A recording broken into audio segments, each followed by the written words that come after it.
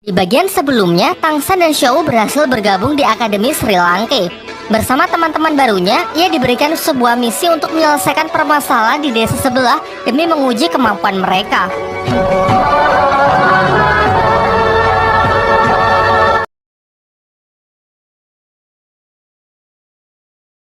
Singkat cerita, para siswa pun sudah sampai di desa yang dimaksud. Namun begitu masuk, mereka sudah melihat banyak sekali kejanggalan. Ada banyak sekali ayam kampung yang berkeliaran tanpa terlihat satupun warga desa yang merawatnya. Jauh masuk ke dalam, mereka menemukan sebuah rumah bekas terbakar yang memancarkan aura misterius. Lantas untuk menjawab semua rasa penasaran, mereka pun sepakat untuk menanyakan hal ini kepada sang kepala desa. Pada awalnya si kepala desa mengatakan kalau sama sekali tak ada yang aneh dengan desanya. Mengenai rumah yang bekas terbakar tersebut hanyalah sebuah insiden kebakaran biasa. Singkat cerita, berkat ketelitian Tangsan, si kepala desa pun mulai bicara kalau memang ada kejanggalan. Yaitu saat kebakaran berlangsung, ia melihat ada sosok misterius berasap yang jelas bukan wujud dari manusia.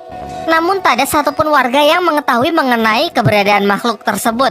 Hanya ada seorang anak yang selamat, tetapi ia bersikap sangat aneh setelah insiden tersebut.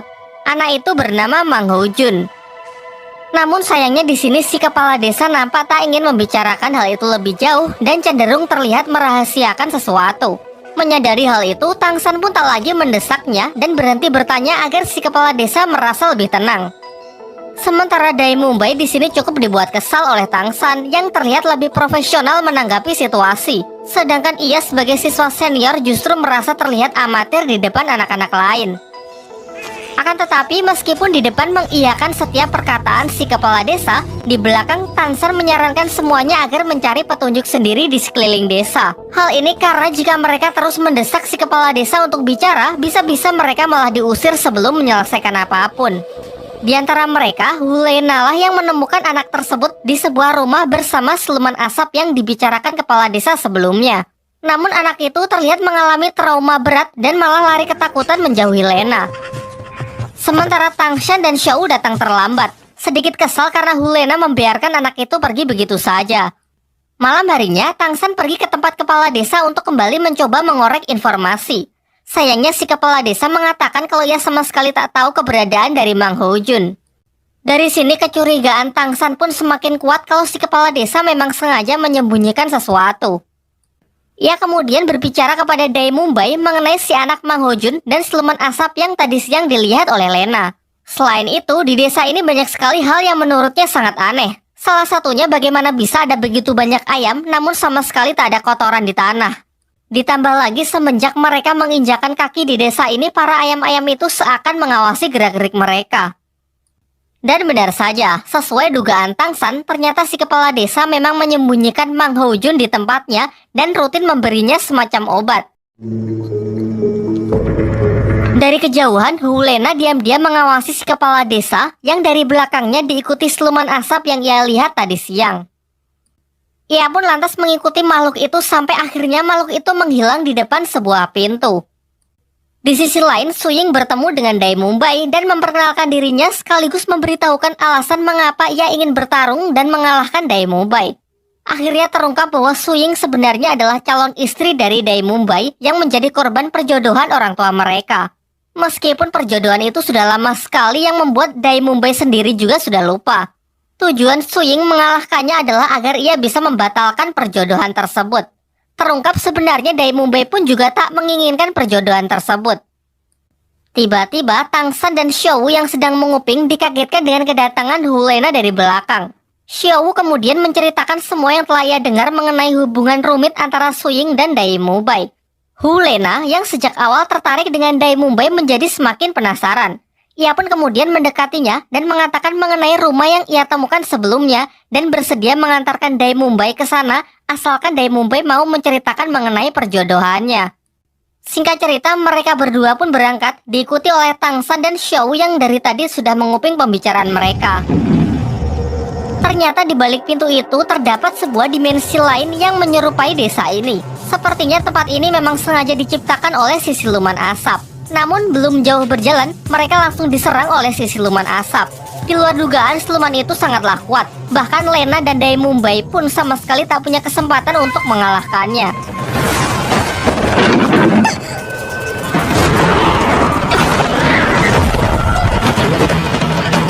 Tangsan yang menyusulnya mendapati Dai Mumbai yang sudah terluka dan tidak sadarkan diri. Lantas ia pun segera membawa Dai Mumbai keluar dari dimensi tersebut untuk kembali ke desa. Keesokan paginya, Dai Mumbai sudah siuman berkat kekuatan roh pelindung dari Oshike yang ternyata bertipe penyembuh. Setelah bangun, Dai Mumbai menceritakan apa yang telah ia alami dalam dimensi itu. Di sana, ia dan Lena bertemu dengan si siluman asap dan terjadilah pertarungan singkat yang membuatnya terluka. Setelah itu, mereka melanjutkan pencarian Mang Ho-jun yang diduga kuat disembunyikan di rumah si kepala desa.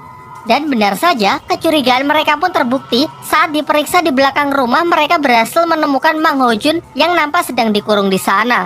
Ketika Tangsan mencoba memperkenalkan diri bahwa mereka bukanlah orang jahat dan sengaja datang untuk membantu mengusir siluman jahat, namun Mang Ho-jun langsung berkata tegas kalau makhluk itu adalah ayahnya, seorang master roh yang gagal bermutasi sehingga dimakan oleh roh pelindungnya sendiri, membuatnya berubah menjadi siluman.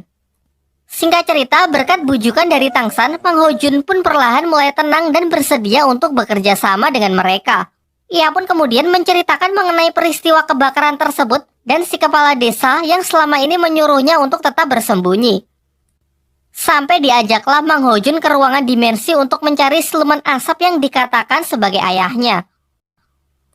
Di waktu yang bersamaan, si kepala desa yang sudah menyadari pergerakan Tangsan dan kawan-kawan memberikan obat tidur kepada Oshike yang ditugaskan tetap tinggal di desa dengan tujuan mengawasi gerak-geriknya. Sementara itu, kelompok Tangsan akhirnya berhasil bertemu dengan si siluman asap dan mencoba mengajaknya bicara. Namun Dai Mumbai yang tak sepaham dengan Tangsan malah langsung menyerang makhluk tersebut sehingga pertarungan pun kembali terjadi.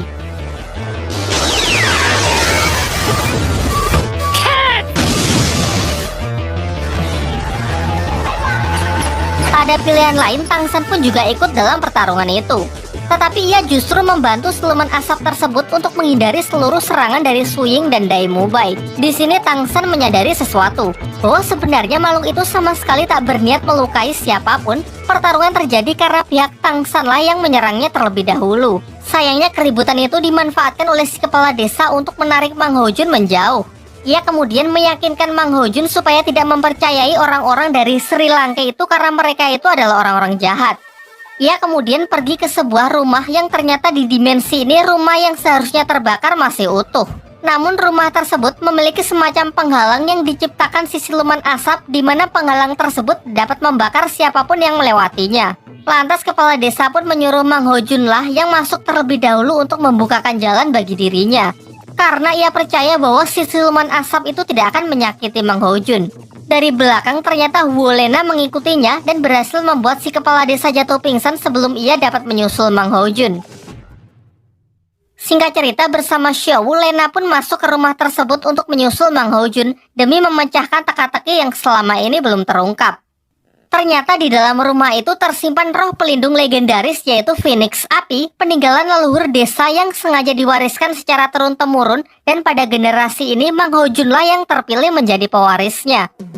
Singkat cerita, Mang Ho-jun pun berhasil menyerap kekuatan dari roh pelindung Phoenix Api. Namun sayangnya karena pengaruh ucapan dari si kepala desa sebelumnya yang mengatakan orang-orang dari Sri Lanka berniat jahat, dengan brutal ia pun menyerang mereka.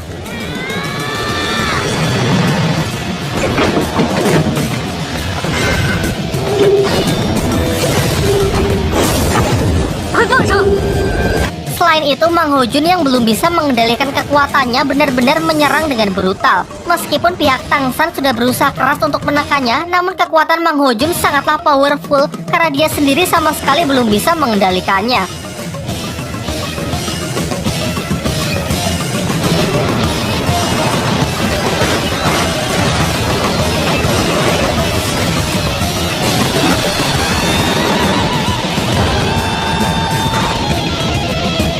Beruntung di tengah pertarungan itu, si siluman api yang terungkap adalah ayah Mang Ho-jun merasuki tubuh putranya tersebut demi membantunya mengontrol kekuatan Phoenix Api. Ia juga berusaha meyakinkannya bahwa sebenarnya kepala desalah yang jahat karena obat yang selalu diberikan kepada putranya itu adalah ramuan yang mempercepat mutasi roh pelindung. Dikatakan jika mutasi berhasil, kekuatan roh pelindung orang tersebut akan menjadi berkali-kali lipat. Namun bukannya tanpa resiko. Karena jika orang yang meminumnya tak cukup kuat, maka tak hanya mutasinya gagal, tetapi orang tersebut akan dimakan oleh roh pelindungnya sendiri dan berubah menjadi siluman roh untuk selama-lamanya. Hal inilah yang terjadi kepada ayah Mang Hojun. Berkat bantuan dari ayahnya, sejenak Mang Hojun pun bisa lebih tenang. Namun emosinya yang masih belum stabil membuatnya mengamuk sekali lagi.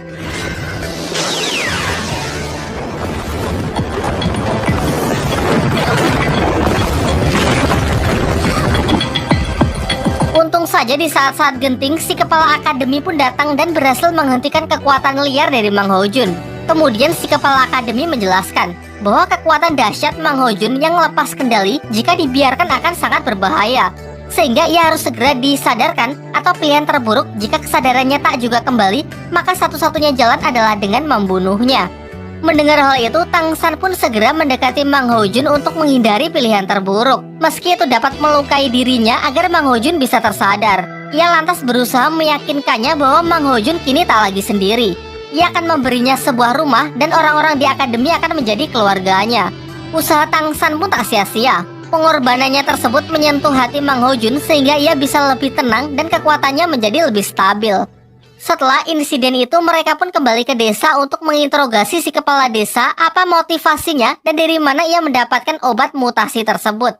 Si kepala desa mengungkapkan bahwa ia ingin mengembalikan desa ini di masa keemasannya dengan melahirkan master roh terkuat. Tujuannya tersebut didukung oleh orang yang bernama Bule dengan memberikan obat mutasi yang rutin ia berikan kepada Mang Hojun. Ia juga mengatakan kalau ia menemui Bule di kota, tepatnya sebuah tempat bernama Arena Pertandingan Roh. Singkat cerita, Mang Hojun pun percaya kepada Tang San, bersedia ikut bersama mereka untuk memulai hidup baru dan tinggal di Akademi Sri Lanka sebagai siswa baru. Beberapa hari pun telah berlalu. Suatu pagi, akademi mereka didatangi oleh seorang wanita yang berasal dari klan Cahaya Kibau, merupakan salah satu klan terkuat di dunia dahulu. Diketahui wanita tersebut bernama Ning Rongrong. Namun pertemuan mereka dikacaukan oleh Mang Hojun yang kembali kambuh dengan roh pelindung Phoenix-nya yang lepas kendali. Melihat hal itu, Dai Mumbai pun segera beraksi untuk menghentikan amukan kekuatan api tersebut.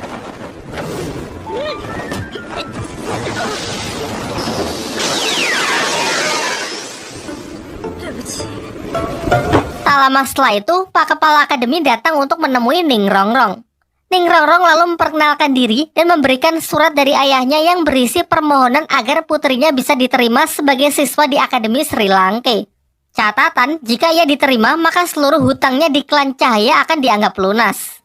Tanpa pikir panjang, ia pun langsung menerimanya di Sri Lanka dan meminta Ausike untuk menemani latihan pertamanya, yaitu lari mengelilingi desa sebanyak 20 kali.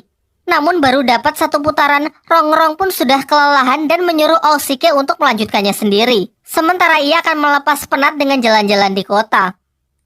Di malam harinya, Pak Kepala Akademi mengumpulkan semua siswa untuk memberikan pelajaran pertama kepada Rongrong. Ia lalu menegurnya bahwa hari pertama saja Rongrong sudah berani membangkang dari tugas lari yang ia berikan. Nampaknya Rongrong ini adalah gadis yang sangat dimanjakan selama tinggal bersama klannya. Si kepala akademi pun kemudian bertindak tegas kepada Rongrong agar ia menunjukkan kelayakannya menjadi murid di akademi ini. Karena semua siswa di sini memiliki kemampuan. Ia mengancam jika Rongrong tak juga bisa didisiplinkan, maka segera kemasi saja barang-barangnya lalu tinggalkan Akademi Sri Lanka. Setelah keributan itu, Dai Mumbai pergi ke arena pertarungan roh di kota yang kemudian diikuti oleh anak-anak lain. Berbeda dari siswa-siswa lain yang tak ingin mencampuri masalah Ning Rongrong, Oishike datang menemui si kepala akademi untuk melobinya agar tidak mengusir gadis tersebut. Jelas kepeduliannya ini menunjukkan kalau diam-diam ternyata Oishike memiliki perasaan kepada Ning Rongrong. Pak Kepala Akademi lalu mengatakan bahwa ia hanya ingin memberi pelajaran gadis manja itu dan sama sekali tak berniat untuk mengusirnya. Oishike yang telah merasa lega pun menemui Rongrong untuk mencoba menenangkannya. Dari pembicaraan mereka terungkap bahwa Ning Rongrong sebenarnya juga tak ingin meninggalkan Akademi Sri Lanka. Lalu ia pun menunjukkan kekuatan roh pelindungnya yang berwujud pagoda cahaya 7 bintang. Ia lalu menjelaskan bahwa setiap tingkat dari pagoda itu memiliki kemampuan yang berbeda-beda. Meskipun sejauh ini ia cuma bisa menggunakan 2 tingkat saja. yaitu meningkatkan kekuatan fisik dan menambahkan movement speed kepada orang yang ia kehendaki. Sementara itu, rombongan Tangsan yang telah sampai di kota ingin melanjutkan penyelidikannya mengenai kasus di desanya Mang Hojun. Ia berencana untuk mencari bule, orang yang memberikan obat mutasi kepada si kepala desa yang dikatakan berada di arena pertarungan roh. Namun Daemumbe tidak ingin ikut karena ia lebih tertarik dengan pertarungan di arena roh demi menguji kemampuannya. Singkat cerita, mereka memiliki sebuah ide, yaitu dengan berpartisipasi dalam arena pertarungan dan menggunakan kekuatan Mang Hojun untuk memancing orang yang mereka cari agar keluar dari tempat persembunyiannya.